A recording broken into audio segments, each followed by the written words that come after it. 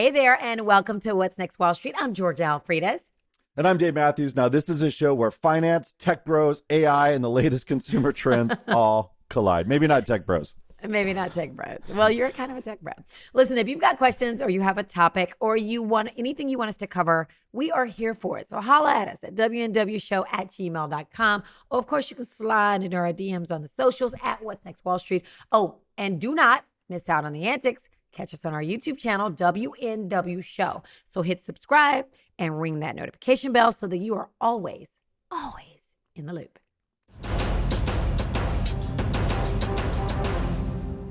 Stock is on fire. I like Come that. on, Georgia. Okay, I Come like on, it. Georgia. I like it. It's stock is on fire. Oh my God, you don't know the words to that? I mean, her whole first part is on fire. I like it. Oh, that's true. That's true. All right. So Nvidia, after they reported better than expected earnings this week, do you think? Shares soared past $1,000, jumping 7% in after-hours trading. They also announced a 10-for-1 stock split. You know, what? I say you got to take those when you can get them, baby. Just take those splits. Right. Making it more affordable for individual investors to snag some shares. Yeah. NVIDIA's earnings show there's still a huge demand for their AI chips. Mm-hmm. And just a month ago, they had a bunch of new AI chip announcements, and we've been covering them every week on the show. So if you want to dig into what the details were, listen to our past episodes where we talk about what they're announcing. Meanwhile, Target, as you in the suburbs like to call it, Georgia, also reported first quarter earnings, which came up short of market expectations. The report came just days after Target announced it would be slashing prices on more than 1,500 items in an attempt to lure back shoppers who are weary of inflation. So obviously they knew this was going to happen, right? They would not have dropped all those prices. And Walmart has their campaign, which is called rollback, where they advertise that throughout the store. I think Walmart does it a little more, let's call it, on their own. Like, they negotiate the hell out of vendors, they get the prices dropped from the vendor and roll it out. I think Target did this as a holy cow, we're gonna have bad earnings, we got to do this. What do you think? That's right. Oh, I agree. Listen, if you want to save money, you go to Walmart. My husband loves Walmart. I love Target because there's like a Sephora in there, Ulta, so one of those stores. So I can Target's they have bougie makeup. Is what you're saying. Yeah, it's a little more bougie. Like, I can go in there and get real makeup, not like drugstore makeup. So I can, if I'm out of like my favorite brow liner, I can go in there and get it. I don't have to go to the mall and I have to order it. So that makes it cool. But I'll tell you something. I feel like Target may wind up like the Gap. I don't know how the Gap stays in business. I can go in there and I'm like, wait, everything in the store is 40-50% off. How can you do this? But it's true. Like, I don't know if they're, and I don't feel like they're raising their prices to make it 40 or 50% off. But I don't know. I don't know how to stay in business. I just really don't. Is it Gap, like with Gap? I haven't shopped in Gap in 100 years. I usually buy my shorts, my cargo shorts from Old Navy and Gap. Yeah. So, well, but it's the same thing, brand, same right? company. Yeah, exactly. So does that mean that my cargo shorts that I don't wear anymore, I'm just being funny. Thank God. Does that mean that they could be like, instead of 40 or 50 bucks, maybe that they would have been? Does that mean they're only 20 bucks now? Absolutely. You're not walking out of there with anything over $25 for shorts. I go in there, really? I do my kids, but I also, I find stuff in there for me and I'm just like, how do you stay in business? And then whenever you buy something, you get another little coupon that says come back in 30 days and you're going to get this or you're going to get that. And but that's I'll tell you Kohl's trick something. too. Yeah. Right. Kohl's does that stuff where you got to, and they have Kohl's has the coupon inside the app now too. So you don't need that stupid piece of paper. But let me tell you something. So we live in the Dallas-Fort Worth area. Everybody's moving to Frisco. The Gap's, I was told about 5 years ago that the Gap's biggest store, their highest earning store, was in Stonebriar Mall, which would make sense because that's like a family mall. It's where all the people move who have families because it's like it's the suburb of suburbs. How about it just closed? The whole mall did? No. Come on, don't do that. Stonebriar. Have you ever driven by Stonebriar? No. You will not find a park. It's insane. I can't believe how that mall is always crowded. It's crazy. Where other malls are closing, this one just stays crowded. But no, I couldn't believe the Gap in Stonebriar Mall, the most suburban mall in the world, closed. And they were just like, it's expensive to be here. And I can't forget which company's taking its spot, but it's another clothing store and they're taking the whole like 2 or 3 store spots. So it's interesting to see. I wonder if Kanye and the whole mess with the Yeezys because the Gap bet big on Kanye, and they lost big on Kanye, so that they may have lost more than their shirts on Kanye. So I don't know. Bet big on the big mouth crybaby. That's funny. I know. And for those of you that aren't watching our show, we've got a lot of listeners on Spotify and on the Apple Podcast and other podcast platforms. For those of you thinking like, wow, what kind of makeup does Georgia wear? She barely wears any. So look, go to our YouTube show. It's youtube.com/@WNWS. And she has golden bronze skin and, big hair. 29 years old all over again. Yes. Always 29. Let them know. I can't even believe you're wearing makeup. All right, let's go to the next story. So sweet. Okay, so the European Union is launching a formal investigation into Meta, raising concerns about the addictiveness of Facebook and Instagram to young users. As we shoot this show, we are at our homes, and my son is probably watching YouTube. However, Dave, he watches, I'm not going to say educational because he's not watching math, but he's learning from what he's watching. He likes the science stuff, and he likes to watch the sports stuff. And I swear, my husband and I, we watched him during a football game, and he did something that he watched a football player do on YouTube, because he showed us a million times, and he watches these trick shots. Like a dance move or something? No, tricks. Okay. No, tricks like football. And he did it on the field, made a touchdown. We were like, whoa, dude, you just mossed that guy. But same with basketball. He sits and watches these trick shots, and then we see him do it in games. And then he likes to watch science. But I mean, I would definitely say it's addictive. I have to say, okay, turn it off. But he's more addicted to YouTube. But I have to say, turn it off, read a book, so you can imagine things, so that your imagination can think about what something might look like if you can't see it on the screen. But anyway. Well, who are those guys up in McKinney that do those trick shots with basketballs from the roof? Beast, not Mr. Beast. He's building. Not Mr. Beast. Dude Perfect. Dude Perfect, yeah. Yes. Yeah, those guys are pretty cool. Huge. They're just up in your neighborhood. Does he like them? Does he want to hang out? Oh my God. Does he like them? Yes. A friend in his class actually just did a video with him. So he's like the most popular kid. Oh, that's baller. The popular 10-year-old in the whole school. So there's that. Yeah, that's interesting. Yeah. So, but listen, if Meta does not step up its game, they could face some hefty fines or even be forced to tweak their platforms. It's all about protecting the kiddos after all. But Dave, I feel like this is a broken record. I feel like we've been down this road before with social media, and I'm just not sure how you can protect kids from such a wide open space like social media networks. And for us, for YouTube, we put it on it's on kids YouTube, but my son can multiply. Okay. He can, they'll put if you're over, how old were you when you were born? If, trying to see if you're over 21. My 10-year-old was on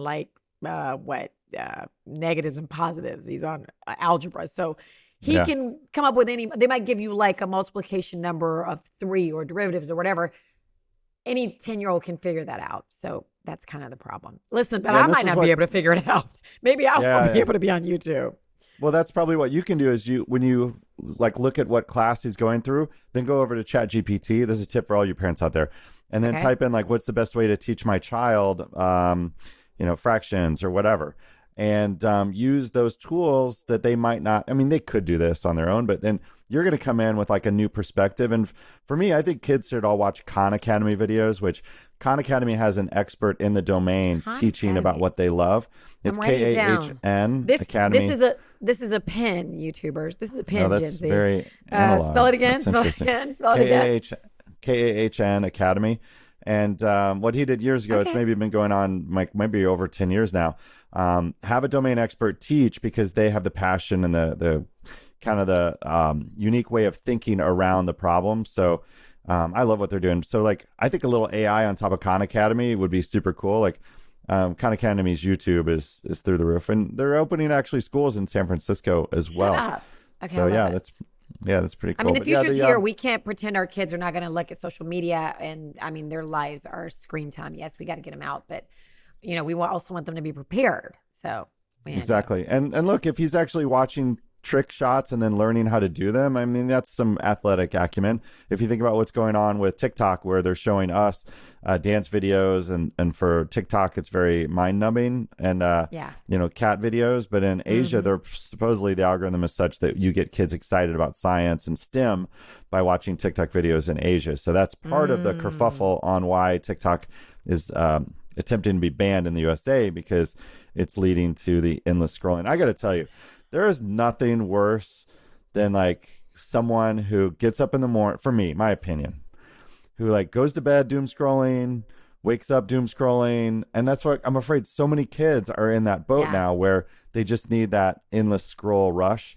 And Raza, a guy here for the for Humane Technology, is kind of working on getting rid of the endless scroll, which was invented by one of the guys there. So, but you know the what? Center of Humane Technology is really trying to like get us off the phone. Yeah, but here's the thing. You know who doom scrolls?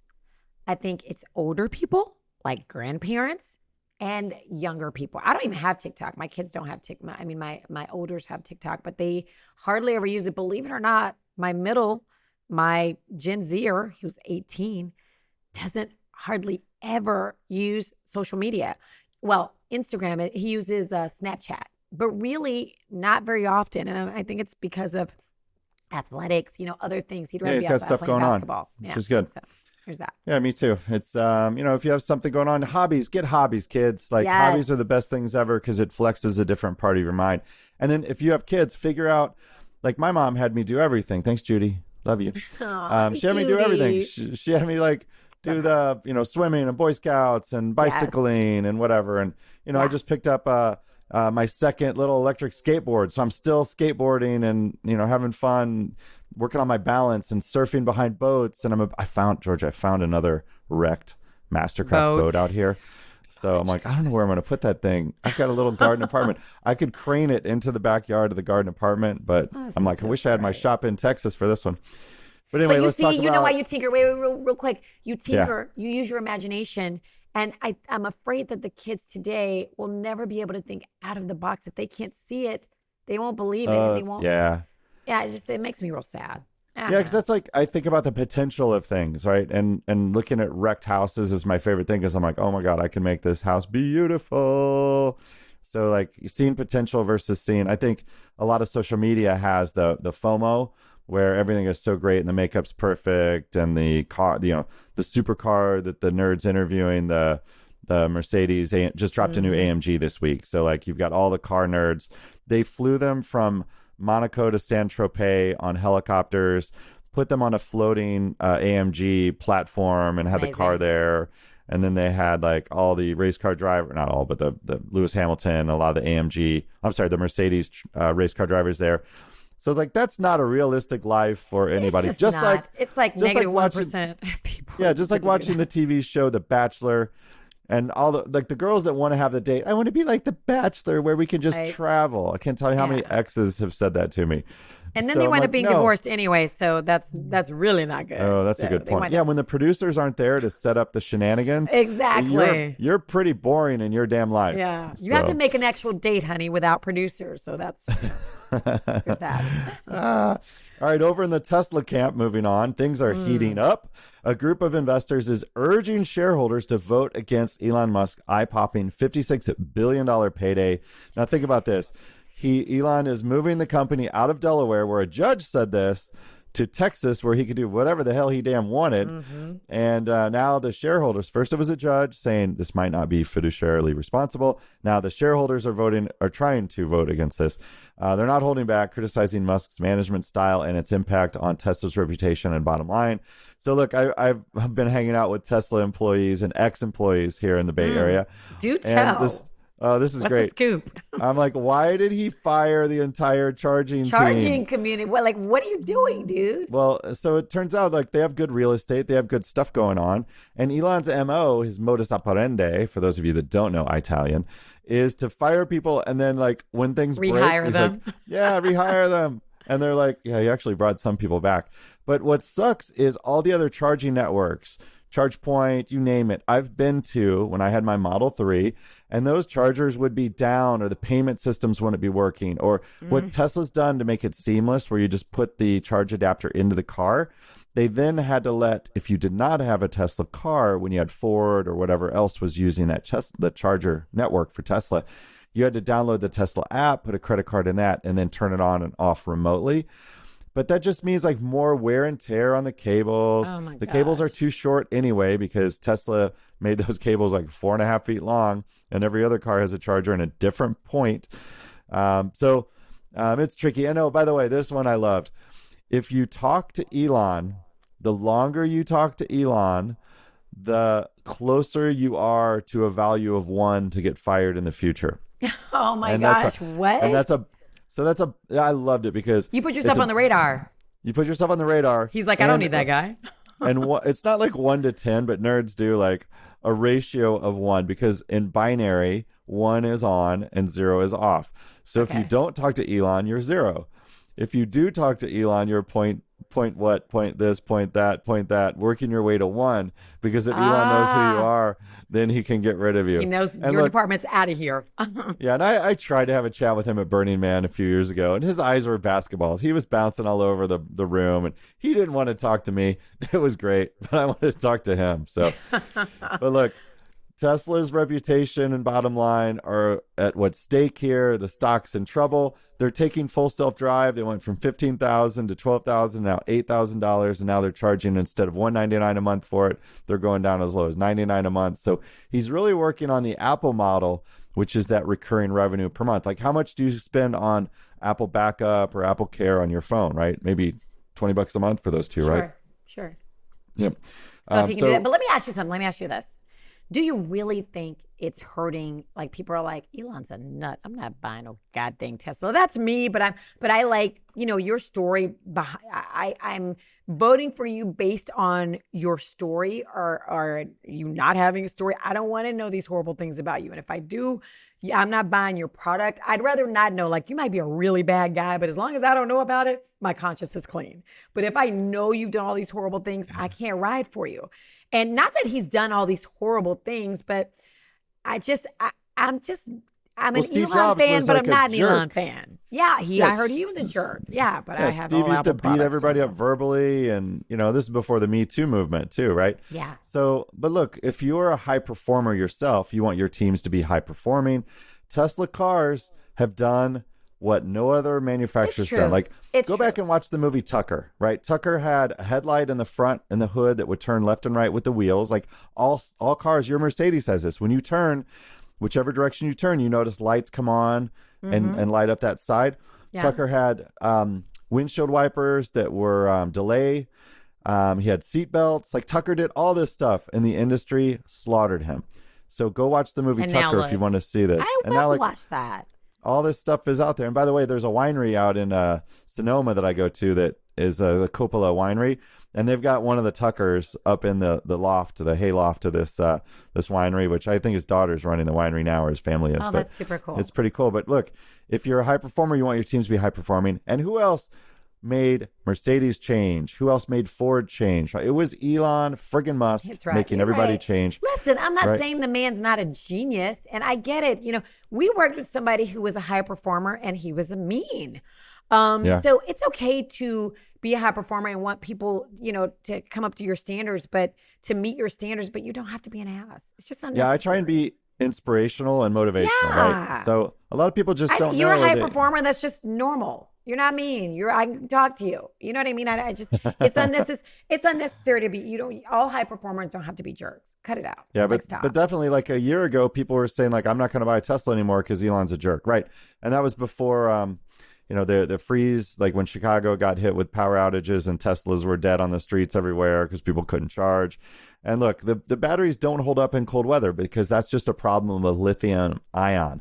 In fact, when I lived in New York, I'd be out on the street trying to use my iPhone, and I'd be calling an Uber, and I'd watch my battery deplete, second by second. I have to put it in my pocket to warm it up because the battery technology isn't so well suited for cold environments. So this is, look, Teslas are great cars. I loved mine. It was like a dart, and I collect cars, right? I got 5 cars right now, no Teslas.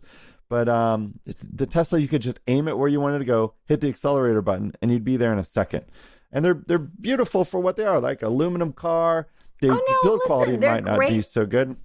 But we were looking at the Leaf before. I mean, thank you for making a cool car, Tesla. I'm just saying. What was the first one? Yeah. Worst car, the Prius. Yeah, the Prius. Yes, it was awful. It looked like what it was. I mean, it was awful, but it wasn't cool. Nobody wanted to drive that except celebrities because they wanted to prove that they were helping the environment. And is it really helping the environment? Because Yeah, look and at the all the other GM EV1 too, like another horrendous car. And you can watch Who Killed the Electric Car because GM squashed all those cars because they didn't think consumers would want them. So that's another good movie to watch on the Netflixes or wherever it is these days. But look, it's going to be a showdown at the shareholder meeting next month. And, subscribe to the show here, What's Next Wall Street. Send it to a friend because we're going to be covering what's going down. For sure. So Pixar is feeling the heat with layoffs hitting over 10% of its crew. The company struggled since the pandemic due to poor box office performances. And people are like, I think a lot of people are surprised, but yeah, a lot of companies are still reeling, from the pandemic. Anyway, they had films like Lightyear. Guess what? I didn't even see the last Lightyear, and I have a But child. we love Buzz. You'd think we that love Lightyear... Buzz, but I didn't see there's like 17 of them. Okay, Is Onward the balloon one? The Onward, one no, up Onward and is away? Onward is like no, that's different that I didn't see either, but that wasn't it. But again, these are two. First off, I'm a movie freak, and I love cartoons. Like it's my thing.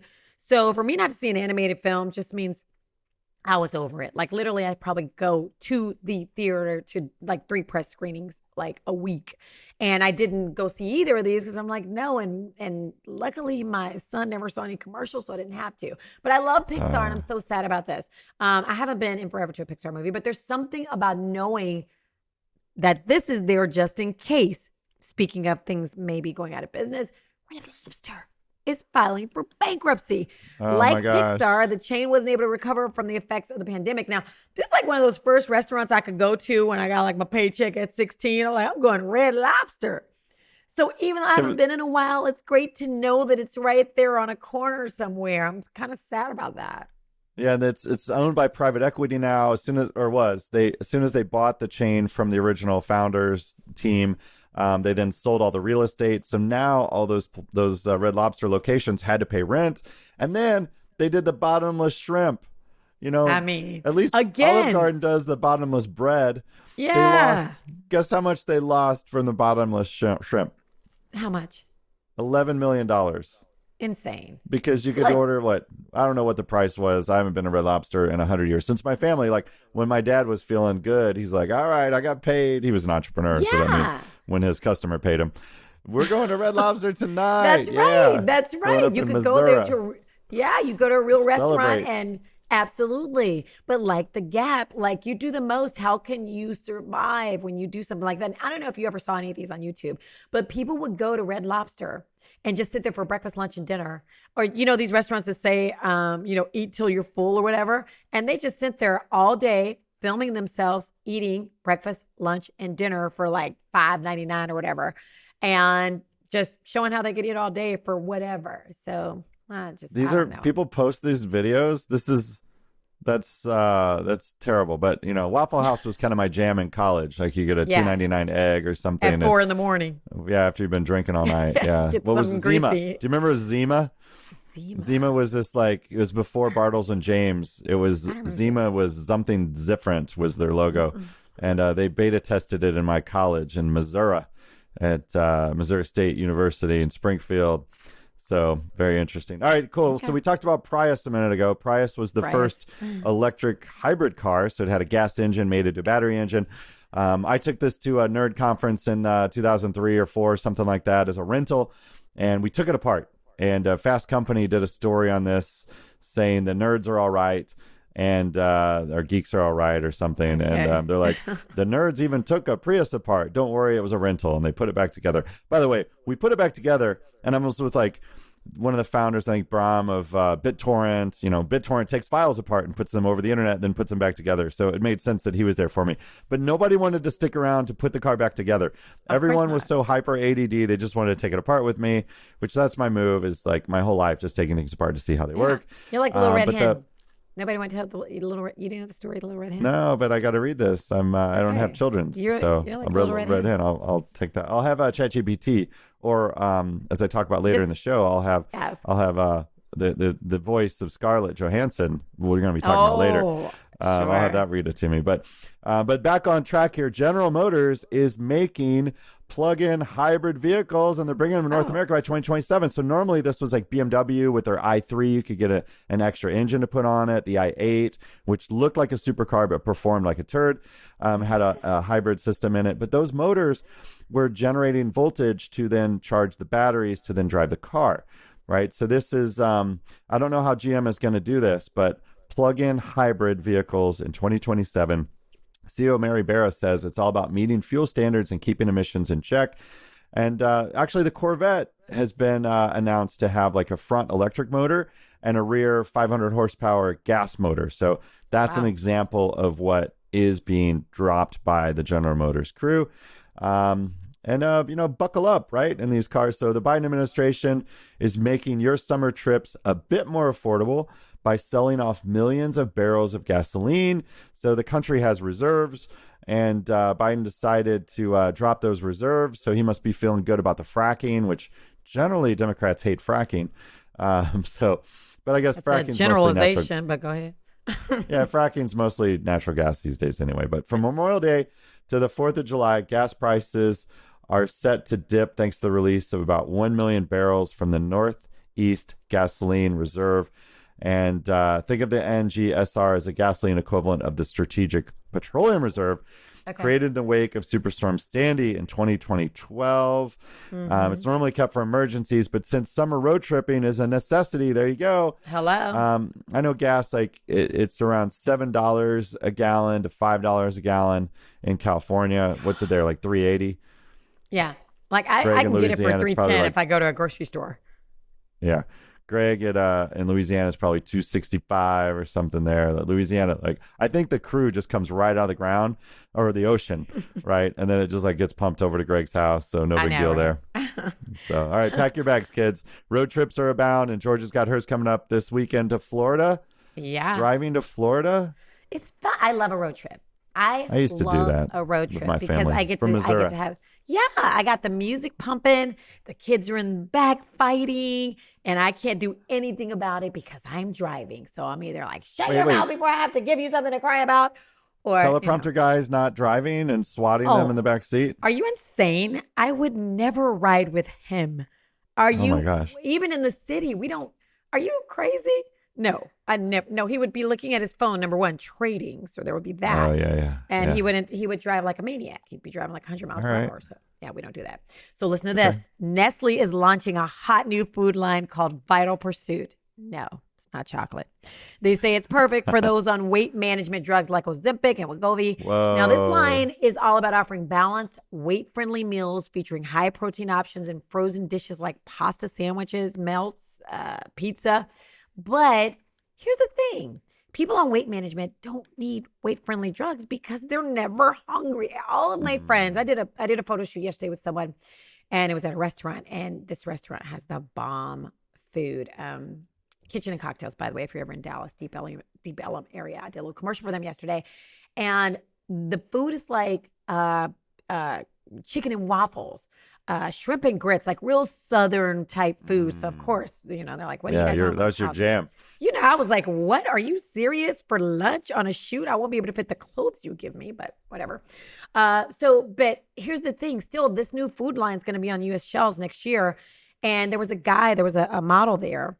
And he was like, oh, I'm on the shot. I can't. I'm not hungry. I was like, what? Not even for chicken and waffles? Don't ever give me that shot. But we're going to dive a little bit further into this whole weight loss thing and during consumer trends, because I got questions for y'all and answers.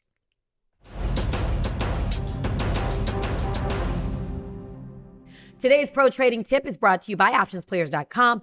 Keep your cards close to your chest, just like you wouldn't show off your poker hand.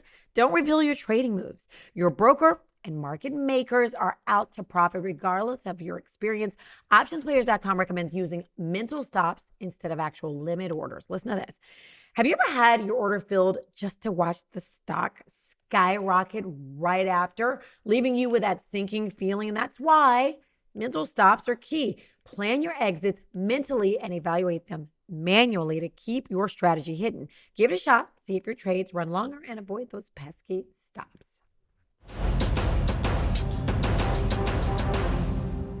All right, this is the part of the show where we get to hear from you. You can always hit us up on social media at What's Next Wall Street.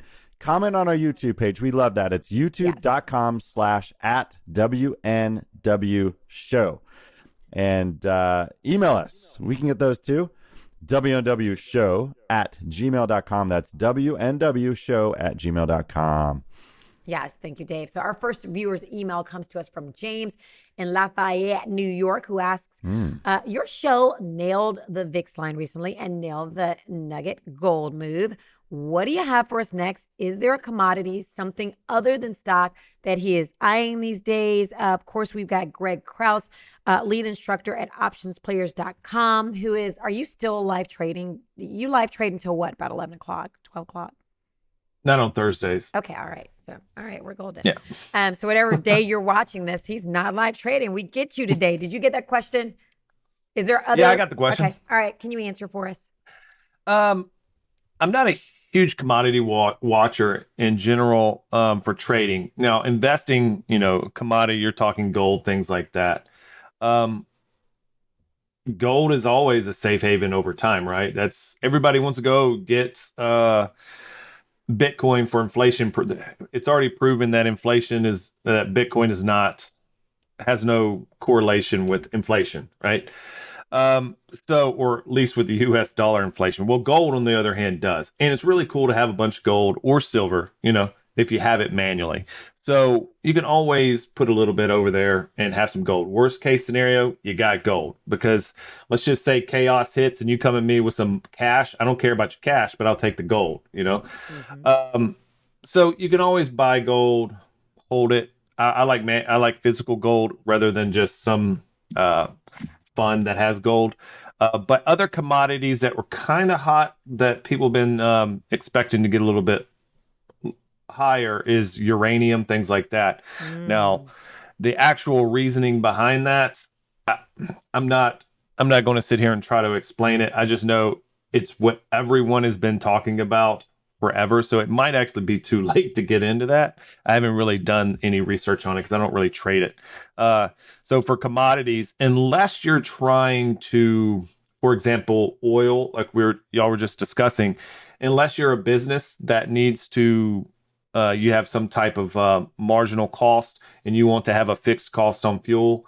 So you're going to pay this for fuel for the next 3 or 4 years. So you buy futures in that fuel. So you know exactly what it's going to cost you. Unless you're doing something like that, which if you're in a business that has transportation or uses oil or anything like that, you should probably understand what that is. And that probably should be doing it. And if not, you're probably not that good at a business. But so unless you're really trying to do something to fix some type of cost in the future, I don't think there's any individual commodities you should really be going after. It's just too manipulative currently. And that's about it. Just buy some gold and be happy. You can't go wrong with gold. Greg, let's talk about digital gold here for a minute. So Petty Putin put some nuclear weapons on the border of Ukraine recently, set up a couple little bombs, and Bitcoin went up over 70,000 that day. It's back down to 67 as we record this show. Do you think people were kind of speculating that the end of the world as we know it might be nearby, and they were just speculating on the Bitcoin? I don't know. This is my thing. If the end of the world ends, if the end of the world happens and you have Bitcoin, right? It just happened. All your Servers electric's be gone. down. Yeah. Everything's gone. You now can't use your Bitcoin. So it's the stupidest thing I've ever heard when people go, oh, when the world crashes, I'm going to have Bitcoin. You can't spend it, dummy, because there's no power to manipulate it. And the people that had that, and they're actually over there computing it, people, you know what? You got 55 million GPUs. I got 55,556 in the safe. I'm just going to come take your GPUs. Wow. So I mean, which one won? If you want a currency in chaos, it's called bullets. Okay, there you go. Wow, you could trade bullets for gold. Yeah. I can see Greg with his little knife shaving off little bits of gold from his ingots over can there. You see it? There you go. Oh my gosh. Yeah, it's not. I think Bitcoin has its place. It's fine, but it's like I don't get the fact that people think, like you said, is like, oh, it's going to end the end of the world. I got Bitcoin. Well, Greg is it's a coming proof to of us. work. Greg is coming to us, by the way, guys, from his bunker, surrounded. No, I'm not in a bunker. I'm in a spare bedroom. by It's a guns. swamp. Bunker swamp. Yeah. There's Don't a swamp try around him. him. You can't get in there. Yes, let me All tell right. y'all something. Don't try him, okay? That's all I want to say about that. Greg Anyway. says invest in lead. You have I to love pass it. my old derricks and then come Exactly. down the road. Don't down my try house. him. Yeah. Do not try See, I him. told you, Georgia. I said it comes right out of the ground into Greg's car. I do have an old derrick on my property, I on one of my believe that. properties, but I don't own it. Someone Okay. else owns the rights to all the minerals. So All the mineral, really? Okay. yeah, it is what it is. Yeah. All right. The next question comes from us in Wayne in California, who asks, does Greg think that weed stocks and online gaming stocks both saw their heydays, or do they have another run with those? Wait a minute. I just saw something where they said now. Wait, we're talking about weed, right? Marijuana. Yeah. Weed and Okay. game. Yeah. Marijuana. Okay. Yeah, we.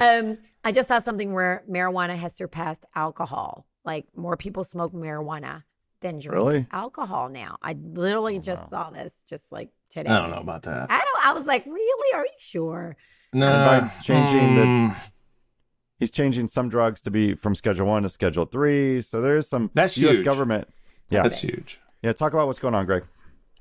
So, I mean, just that Schedule 1 to Schedule 3. First off, I'm not an advocate for any type of drug use, and, I'll keep my personal usage alone, but it should probably be in the safe with those bullets so your kids don't get it. Mm-hmm. But Schedule 1 for marijuana, that is the fentanyl, cocaine, that's Schedule 2. But you got marijuana as Schedule 1? It's insane. It's crazy, right? And we know it's a political thing going back, 50 years when they were trying to just hammer everybody that was using it, right? We know that. Mm-hmm. And it might not have been political, more some type of social, whatever. But whatever, they went after them, both sides, and it's Schedule 1. Now it's going to be Schedule 3, which is still pretty high up there. I think there's 5 schedules. Well, what's Schedule 5? What's 5? Glue? No. It might be. I don't know. I I don't think know. Xanax and things like that have a medical purpose, but could also slightly be misused. I'm more afraid of that's Schedule Xanax than I am 5. of weed, but that's another story. And then, 4 and then so on. So it's going to be 3. So it's a huge difference. But because of that, I think that we have to look at really what's really hurting the stocks or the actual medical or legal marijuana business. Now, they actually came up. I don't know. I'm not going to say it's Netflix or something like that, but there's like a weed show. I watched a little bit of it, and what's their number one competitor is actually the illegal side of weed, right? So that's illegal weed is cheaper than the legal weed. So by making it Schedule 1 to Schedule 3, does that reduce the risk, therefore reduce the cost of business? So are they going to be able to sell more illegal, which then hurts the margins of the legal weed, right? So I got something over here that's really illegal. Now you just made it a little bit less illegal. Is it going to be easier for me to, flood the streets with the not as much legal and then hurt the legal side, which might hurt the stock? So a lot of people are like, yay, this is great. But come on, it's basically illegal almost everywhere. Nobody's going around. Nobody's going around arresting someone for smoking weed unless you're doing something else. You know what I'm saying? Yeah. Like, they're not going out hunting you. Now, if you're walking down the street smoking weed, you're an idiot if it's illegal, right? But nobody's going to come up like, you're smoking weed in your house? Like, come on. Where do you live? Right. First off. It's not going to happen, right? And then nobody's going to be like, let's prosecute this guy, because probably the DA and he's probably smoking it with you, so it's just one of those things. I think it's not going to help the weed stocks. And if weed stocks went up during this, I haven't even looked, that is stupid, idiot trading. Somebody goes, oh, weed's getting down, it's going to do great for the, like, what do you mean? The stocks aren't selling illegal weed. It's selling legal, medical, or whatever marijuana. And they just made the illegal stuff less illegal. Yeah. So it's hurting your business. I don't get why the stock would go up. So yeah, that is a no-go, right? I don't think that's going to help one bit. Although I will tell you that if you have not, say if you were in the military for 20 years and you didn't touch any illegal substances, okay, I don't know anybody like that, and then you try the new stuff that has 40% THC in it, let me tell you, you need to prepare yourself. It's not the same as it was in the Speaking from 90s. experience, I hear. I don't know about that, but you're not going to be walking the dog will be walking you. All right. Okay. So, Okay. but it is, that's going to be it. And now on the gaming side, or the online gaming, right, is what you're talking about. That's getting huge, and it's getting, it's basically going to be in the palm of your hand in your little iPhone, right? And you're going to gamble, and it's a way to take money from poor people and hand it to rich people, 100%. And it's no different than the small little micro purchases in your apps. And I think that's what it's going to end up being, right? The same way. As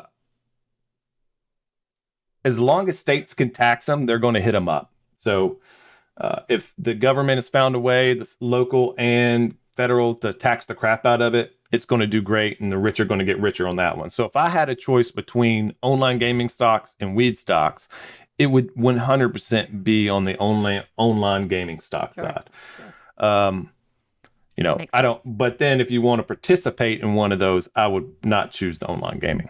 So got it. You're going to lose, right? Yeah, and think about, like, there was so much oversupply of weed stores. You could get New York, New Jersey, San Francisco, there's a weed store like on every other block, right? So a lot of that meant there needed to be consolidation in the industry. So really this, the weed legality, everybody went gung-ho, and now it's got to do some consolidation in the space. Sure. So yeah, I think the big thing is everything has to be made in that state, basically, right? So it doesn't travel outside the state, so therefore it's not underneath federal law. And I think when that passes, okay, all these small little I don't want to call them micro grow houses or whatnot, but those little areas that are just growing that for that state are going to get 1,000,000% wiped out by big boys like Marlboro or anybody like that can just mass produce whatever they want. What are you going to do? Like, oh, this strain is mine, you can't steal it. You don't got a patent on it, so you're going to have some OG Kush over here that Marlboro's got 5 million acres just burning up, and then it's just going to flood everybody else out. I mean, so like I said, unless you can get that company, all the other companies, if federal law does switch and it can go from state to state, absolutely destroy that state. So most likely what's going to happen, let's say in 5 years, the federal government just stops and it's no longer illegal and they allow trade from the states. Then states are going to say no other weed is allowed in our state unless it's from our state because of regulatory reasons to check it and everything else.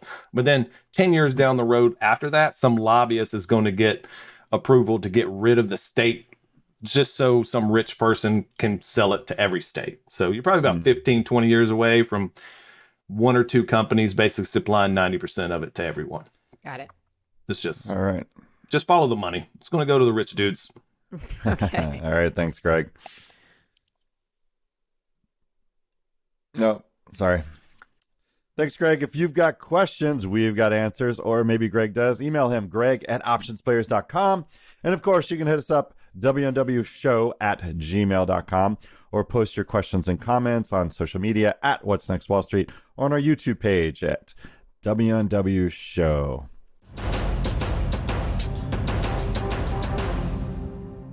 All right, Georgia. So we've been talking about AI writing scripts, and last fall, actually 2 falls ago, I had ChatGPT write a little brief on my story, and you hit me in the arm. Do you remember that? You're like, what? Yes. That wasn't you?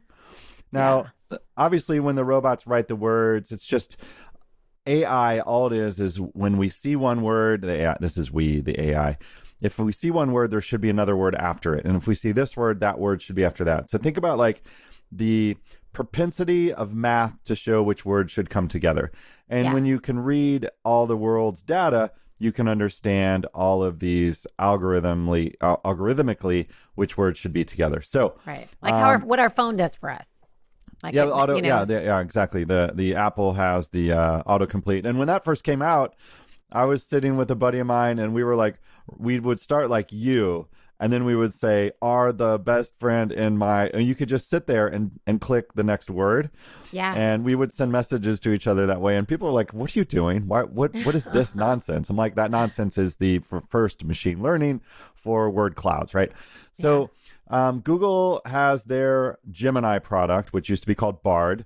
And if George and I write this show in Google Docs, we do a shared document so we can, we have each other's voice in mind and we write the show out. But a lot of it is the love and friendship that we have for each other. We get each other's vibe. But then we take the main body of the script and then we ad lib. So we talk about what just happened that morning or whatever. We only write the show a few days before we record it. So it's very much a hybrid of collaboration online. Right. And just keeping us on track, because otherwise we'll just go into oblivion, right? Yeah, and we still go into oblivion, but go ahead. So we're already using Google Docs to write our show, and Google Docs now has AI in Google Docs, and that's called Workspace Lab, or you can get it through Workspace Labs. So if you have a Gmail account, go Google Workspace Labs, and you can get all these new AI features in the Google Docs. So I like it. This next segment, what I wrote as part of an input mechanism to write this bit on Scarlett Johansson and her voice being taken and not essentially cloned but mimicked. I said, give me a story about this. I want quotes from Sam. I want to talk about his tweets. I want to talk about what this means for the industry. And I gotta say, the copy was pretty blah. It was kind of soulless. Paragraphs were out of order that I, as a storyteller, I've been writing and been on TV since 97, was writing in the early 90s for 2600 magazine, which was a hacker magazine. So I've been writing and creating content for multiple decades. So it's not going to take our jobs, but I had the AI, yeah, probably true. But I had to talk about, as part of my prompt, say how it can take people's jobs. So what you're going to hear here next is the script that was written half by the GPT or the Gemini, the AI. And then I cleaned it up a bunch. So here we go. So in Georgia's worst nightmare, and in the latest tale of AI taking our jobs as talent, Scarlett Johansson, renowned actress and wife of SNL fake news anchor Colin Jost, has been embroiled in a controversial situation. Now, the AI wrote controversial situation. I added the Colin Jost, SNL fake news. I added that stuff. So really, you need some cleverness here if you want to, be clever on podcasts. So you see OpenAI, the investment community's favorite go-to innovator, used a voice that sounded eerily similar to Scarlett's for a virtual character named Sky in their iPhone app. The unpaid use of her voice ignited a firestorm, leaving Scarlett feeling betrayed and concerned about implications. So that last sentence was from the AI. I'm like, I don't know if she felt betrayed and concerned. I think she's like, where's my damn money? Yeah, I need my receipts. Right. So, and this is a quote that I had to add in here because the AI did not find a quote from the web. She wrote, in a time where we're all grappling with deep fakes and the protection of our own likeness, our own work, our own identities, Georgia, you have this problem here. I believe that these are questions that deserve absolute clarity. Right. So ultimately, she was worried about what her voice would say because it would be controlled by anyone that could type anything into ChatGPT. That's right. And which it is could have fair her enough, right? doing something, saying something sexual or something that she wouldn't do that could hurt her career. And it's not even her, but it sounds like her. So I get that. Yeah. And meanwhile, she sees her husband buying an old ferry boat, hurting his career. So that's, I don't know if you've seen this. He makes fun of buying his boat. Do you watch Saturday Night Live? I love it. Of course I do, but it's a hit or a miss. Sometimes it's ridiculous, and sometimes I'm like, oh. That's true. And the artist, I don't know who's booking the artist because the artist is like, it'll be terrible, terrible, terrible, great, terrible, terrible, terrible, terrible, great. I think they get who's available, and then sometimes they get a good one. Sometimes they. Yeah. Mother's Day one was great. It was so really good. I forget who it was with. Anyway. Okay, so see back how to we the go out on AI a tangent. Anyway, these are the things you can't write. See, okay, AI can never write that for us because it wouldn't know our heads. So this is a combination of AI and myself. Scarlett further expressed her displeasure by writing 2 legal letters to Altman and OpenAI, emphasizing that she had not granted permission for use of such a likeness. Her primary concern was the potential for misrepresentation, as people might assume her endorsement of products or services she had no affiliation with. Yeah. The matter escalated, sparking a heated debate about the ethical and legal implications of AI voice cloning without consent. So I have that here too, like some ads, I'm like, you know what? I'm not going to read that ad. But, they want to buy into our show, but it might be a technology that I'm not cool with. So, They just use me because George will read anything. I'll read anything. You know what it is? I'm an actress. But I will tell you, I told you this before I did a commercial, and when I got the commercial, it was in English, and when I got to the set, they were like, "We want you to read it in Spanish too, because you have on your resume that tú hablas español." And I do speak Spanish, but not like that. I can order a drink in Mexico. I'm not trying to, read a teleprompter in Spanish. But I speak conversational Spanish. I was a doctor in this commercial, Dave. And I was like, I tried, and there were words that I could barely read in English because, again, I'm a doctor, so I'm using these medical terms that I never use in daily language. So I was like, I'm sorry, I can't even. Yeah, I'm sorry. I love this so much because when we did that other other show together, I wore a lab coat to be like 10% more believable, and then you're a doctor, so we're both faking it until we make it. Here's the crazy thing. I'm always a doctor or a nurse. Whenever I'm almost always a reporter, of course. Yeah, but doctor and nurse always. Yes, but so they were like, it's okay. We'll use AI to have you speak Spanish and use your voice. So this is different because it's not just hearing my voice. It's seeing my face in a commercial and then making my lips move and speaking Spanish, and you think it's me. I was like, you know what? Whatever y'all need to do, send the check. But I just couldn't believe they could do that. This was like, December? So AI is, I'm concerned because as a part-time actress, I don't see how they're going to need us much longer. Hey, give me a black girl with big curly hair. And I feel like it's going to be very easy for AI to replace us. We've talked about this in past shows. So just Google, look up our show on YouTube or on and look up AI takeovers because we've talked about it. And Dave showed some really cool stuff. I'm sorry. See, that's another tangent that AI can't do. Yeah, no, screw you, AI. You can't be us. So this is the next paragraph, which is another hybrid that I wrote along with the AI. So OpenAI CEO Sam Altman attempted to quell the controversy. I don't think I'd ever write quell the controversy, but AI thought that was the right thing to do. Clever, quell the controversy. By issuing a public apology. So that's all they said, but I added on Twitter, also known as X. So I wanted to give context to this story. He acknowledges that the company's error and stated that they have removed the clone voice, initiating a search for alternative options. I wouldn't have wrote that because you just can't say that. However, the legal complexities surrounding voice cloning persist, with experts grappling on the question of whether it constitutes a copyright violation. Their PR team at OpenAI also wrote a blog post that you can read about on how they hired voice actors and the methodology they used to create the style of communication based upon recorded samples. So I added that statement in there because I had intimate knowledge that this was done. So Google, a lot of AIs aren't on the internet. They're not able to search relevant information. All this was brand new. So what I do in reading the news before I produce the news is I put a combination of what I know in my head along with these stories. So now before this blew up the week of the 20th of May. Now, wait a minute. I know. Wait. I know AI didn't write that. Exactly. Yeah. Good, Georgia. I was because it's not anything AI wouldn't write. So go ahead.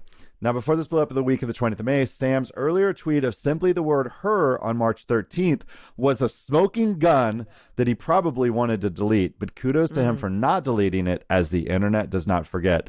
And look, the internet would have lambasted him if he deleted that tweet. And that's why, what Sam is he millennial? He's got to be millennial. Maybe, definitely millennial.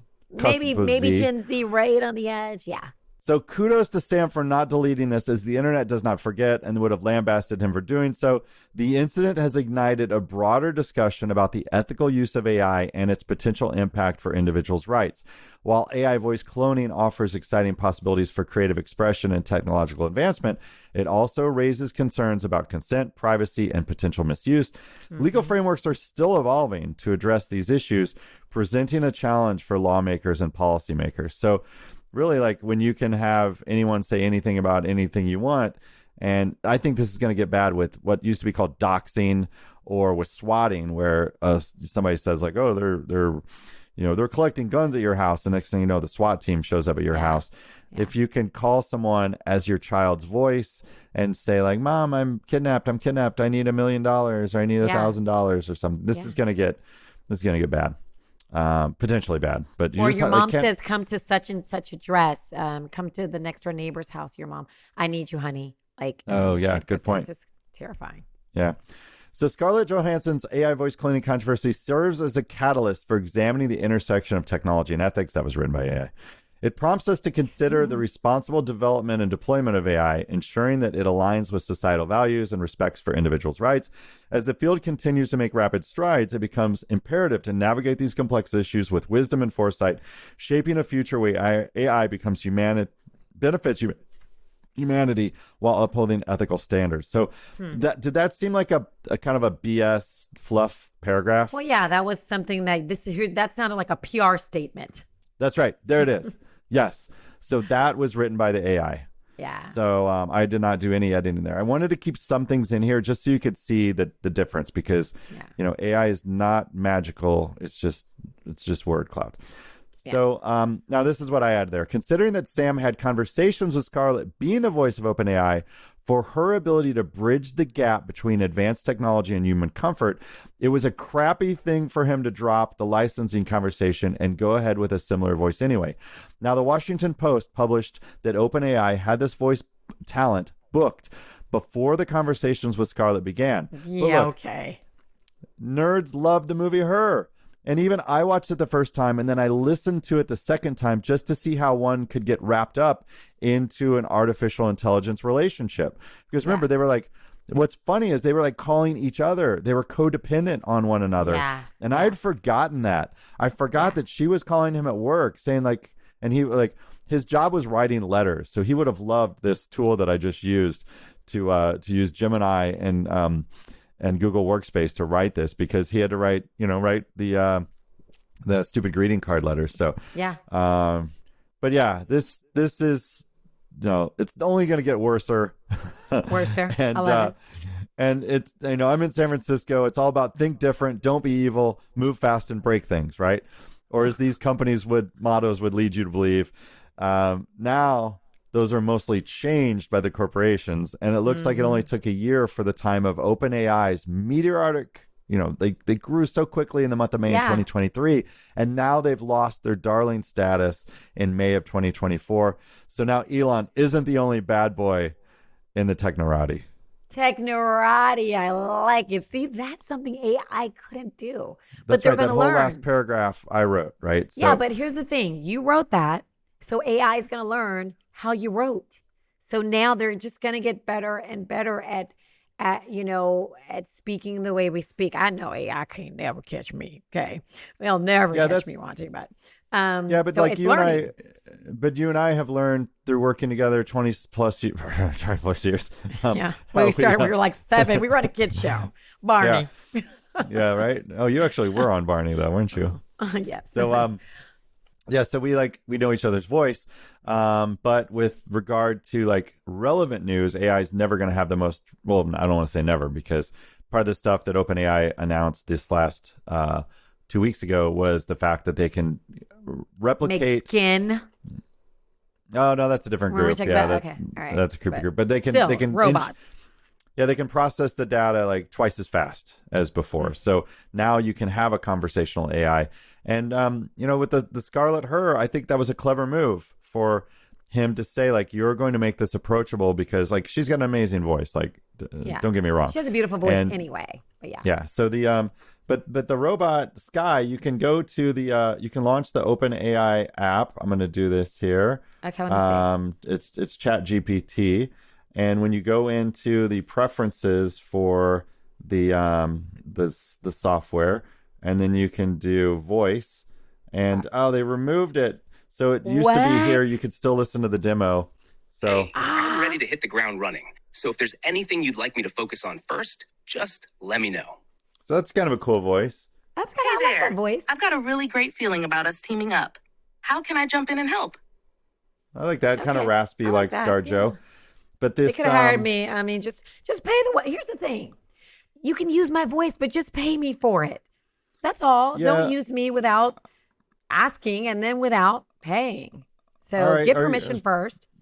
But look, do you care that somebody could use your voice to say anything you wanted? Absolutely, of course. Yeah. All right. So I did a recording of the voice here. So let's see if we can get this going. How can I jump in and help? Hey, it's great to meet you. How's your day going? Hi there. I just want to share how thrilled I am to work with you, and I can't wait to get started.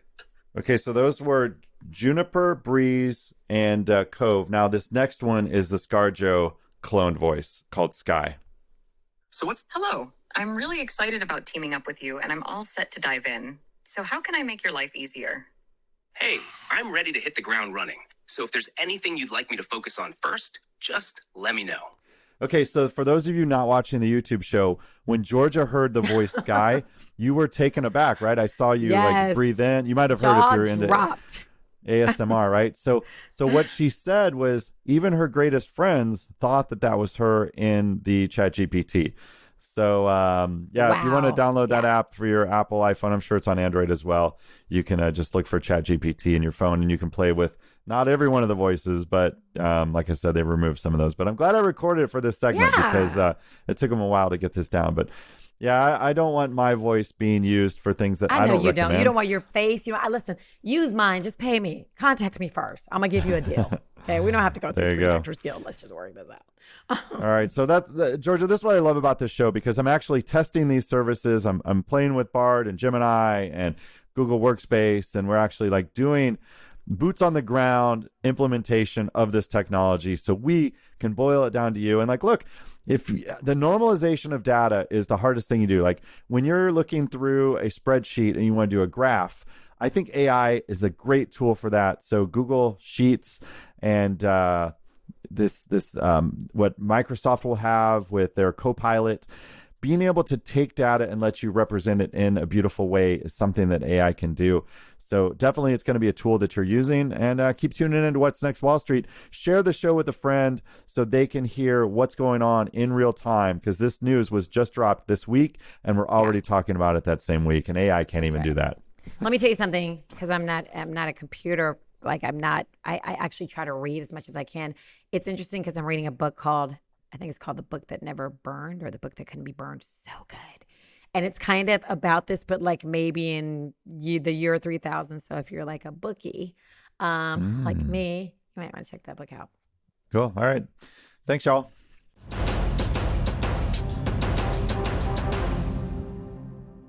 Okay. Earlier, we talked about Nestle introducing weight-friendly meals, and I was like, what you talking about, Willis? Honestly, I was excited because I thought maybe Nestle had finally come up with a piece of chocolate sans calories. But alas, that was not the case. Many people thought diet foods would take a hit, and the rise of weight loss drugs like Ozempic and Wegovy shaking things up, they are doing that, but diet foods are not going anywhere. I mean, if you don't need to eat, and if you're on the diet drug, see, this kind of diet drug I want. My friends who've taken it, anybody who's taken it is like, I can eat whatever I want, but I'm just never hungry. I can have a whole cake if I want it, but I'm never hungry. So I'm like, you know what? All these diet foods on the shelf are going away, but no, they're not going anywhere. The diet food market is super diverse, from meal replacements to low-cal snacks, keeping it strong despite this competition. Plus, a lot of people using these meds still reach for diet foods to boost their weight gain. So natural weight management is still a big deal. Folks, like some people are afraid of medication side effects and they love holistic health vibes like myself. And let's not forget, Dave, diet foods are a lot easier on the wallet compared to pricey weight loss meds. So while Ozempic and Wegovy are hot right now, diet foods are here to stay, riding the wave of health and wellness trends. So I just wanted to, drop that knowledge on you. I feel like, a lot of people are like, I'm not investing. I am investing. So now you know that info. There you go. Remember, if you've got questions, we can try and help you answer them, and we'd love to hear from you. Email us at wnwshow@gmail.com. We want to hear from you. This show is driven by you. Let us know what you think about the AI segment where we talked about with ScarJo and Colin Jost. Like, what a great guy buying that tugboat. Who did he buy it with? Pete. Yeah. Who is this is really sad because this is how I remember him. Pete from SNL. David. I was gonna say Davis, who was Kim Kardashian dating? That's so sad. Oh, snap! Yeah, for like an hour.